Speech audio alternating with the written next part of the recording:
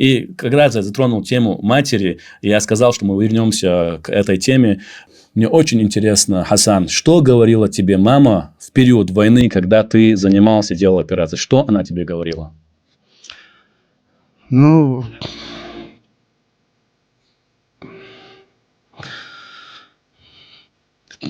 конечно, это очень сложная тема.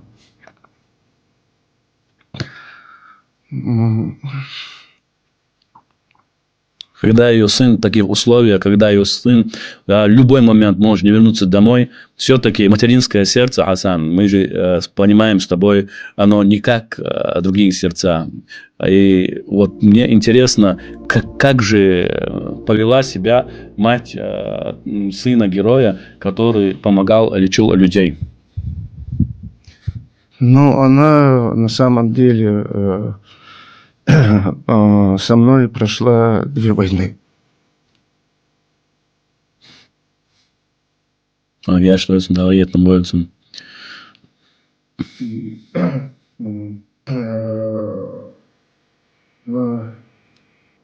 На ее глазах все происходило.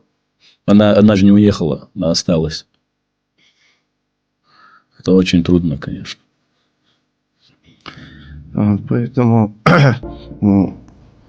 как бы вот я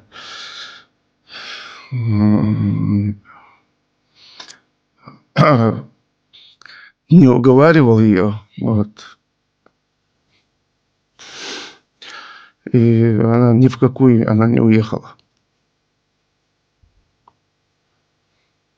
Я думаю, это героический, немало героический поступок, то, что она совершила. Аллах Ресулсун, да, это непростой поступок. Наши матеря все равно, они...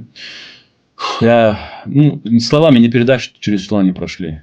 Словами не передать. У меня тоже молодая мама, она осталась, никуда не уехала.